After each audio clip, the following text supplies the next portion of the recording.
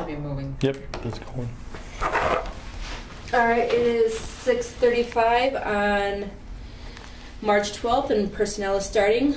Roll call, we have Kim Campworth, Christine Ressler, and Dr. Kendall. Comments from the public? There will be none.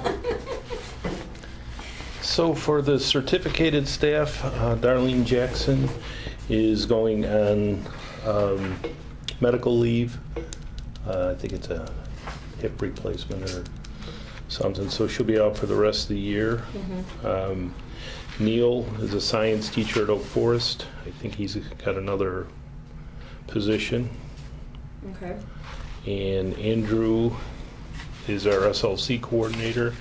Sorry, want me to go out. And he has another position, so they're leaving for good reasons. Okay. Okay. On the support personnel, Val Snyder put in for her retirement, effective April 6th. We have a maternity leave for Caitlin, a resignation for a parapro at Hillcrest, Ryan Keene. Ryan got drafted in the NFL for That's exciting. Did something, he tell you yeah. who he's going to play for? No, I haven't got a chance to talk to him. We need to make a list. It's Mhm. like of what their alumni do. Right, right. And a recommended change in custodian, Bill Stearns, leaving Tinley Park as a weekender, going to Bremen for a third shift position. Is that just a weekend job, or that's a Monday through That's Friday? a Monday through Friday Monday through job, Friday. the overnight. You want him gone more, huh, Deb?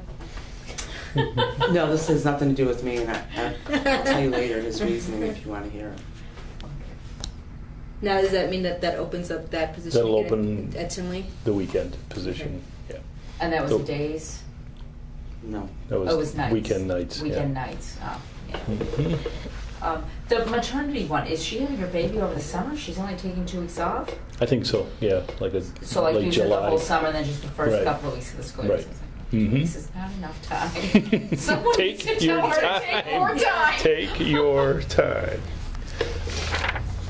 We're good there? You're good? Yes. Okay, so the other part that I want to run by you is staffing in general for next year. We're going to be down 70 teachers, or 70 students, I was going to say. which turns into 3.3 teachers. So we're just condensing some of the classes that were low class size and shifting things around. It's not going to be a significant change. Anybody that's being recommended would be a first year or is going to be recommended based on evaluation. So with that, a couple of things are happening at once. We're going to also propose a new alt-ed program. So right now we have alt-ed every night at 4 buildings, and it's partially staffed with students. So we have enough room for 20 people in classes, and there's only 8 to 10. So we're paying all of this money for staff. We're going to recommend that the staff be actual JFA members.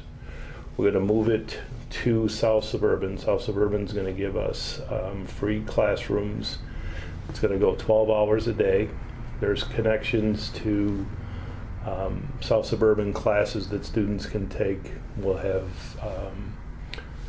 social work staff available, which we don't have now for the students. So it's going to be a better experience for the students. We're going to pull somewhere between 10 and 15 students back from out-of-district placements, and we'll actually wind up saving close to $700,000 by doing a better service for our students. And so with that, we're going to free up some monies to add support services to our building. So we're going to recommend an additional social worker at Tinley, social worker, psych, depending on a mental health professional, we'll call it that, and see who we get. Same thing at Bremen,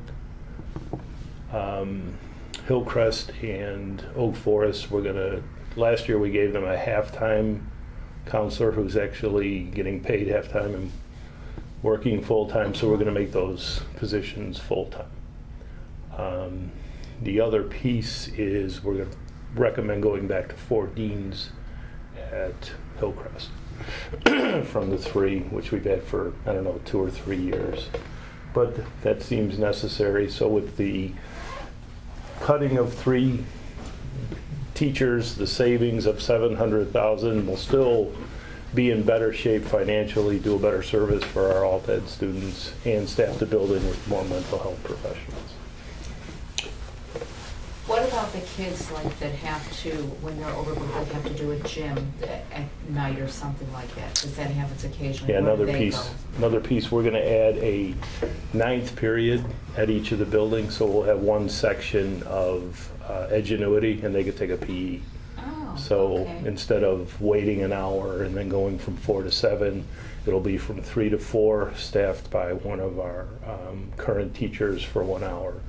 Okay. So the students that were using alt-ed just to pick up a course can still use it at the building, but the more intense students are going to be at South Sub. We're also working on a SIBS placement. Don't know when we're going to roll that out, but if a student is suspended or a special ed student who gets placed at Southwest Co-op, they can come to South Suburban instead of going to Southwest Co-op for their work. How are the kids supposed to get to South Suburban? They're going to come to their regular high school, and we're going to run a bus route, pick them up and take them there, or they can drive. So it's going to operate 12 hours, they go when they want, Depending, or they're scheduled? they'll declare. So we want them to get a job, so we're going to be flexible enough. If they have a morning job, they'll go in the afternoon. If they have a evening job, they go in the morning. So that'll be a decision made by the team. We're going to try to have it like like an IEP for regular ed students. So when you say alt-ed, these are kids who are working part of the day? These are students who haven't thrived Like Delta, they're going in our organization. They have not? So no, so they're in our Delta program. Oh, okay. And is the capacity still 20? The capacity is going to be over 100.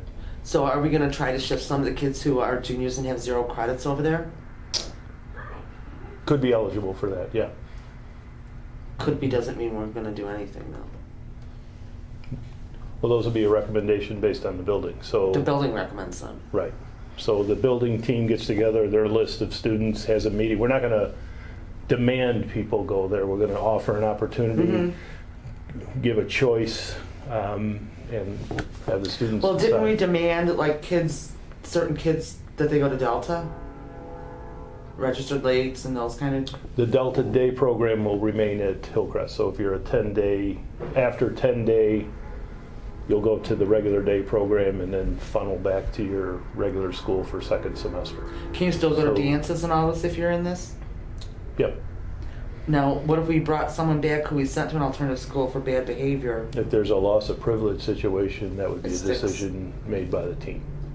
Oh, so that could be changed to where we thought they weren't going to be around for a year, but then they're allowed to go to activities? Do you want to go to activities? No, or do that's why I'm they want to asking go if to we're- activities? So it's going to be a decision based on the team. There's going to be a mental health professional there who will be able to coordinate with the home school. If there's a loss of privilege, they can weigh in and say, Johnny's doing real well and thriving. He really wants to go to the dance. What do you think? And, you know, I'd love for the dean to drive over to South Sub, sit down and Yeah. put some restrictions or whatever. You know, we want them to have a good high school experience, but we also want them to graduate and not cause trouble for anybody else. So How many hours are they Much. required to be in that program? Is it based on what they're short in or deficient in, or they Yeah, have it's to a be work at in? your own pace. it's a work at your own pace, They don't and you have to be there for a choose. certain amount of hours every day. Yeah, Corey's going to do that presentation. I didn't bring that with me today. Okay. So there's an evolution. We used to have a night school that was 13 weeks, 2 hours, so the total seat time was 26 hours and they got a credit. We moved to 4 days a week, 4 hours a night, so 16 hours a week, and it was a decision between the staff and the student. Do you want to take 2 classes? Do you want to take 3 classes? Do you want to take one, focus on it, stop and move on? So it was very flexible, but they had to hit all the landmarks of Edgenuity. When we started, we had Apex, and the kids would just fly through it. So Edgenuity is pretty rigorous. So Corey wanted to make sure that they're actually hitting their landmarks and doing that. So those will be all individual decisions. South Sub closes early on Friday. So if you were in the night program, you would only go 4 days a week. If you went in the morning, you would go 5 for a little shorter time. Okay. Okay. Makes sense. Okay. Yeah, that's all I can think of. Anything else? I don't think so, no. Nope.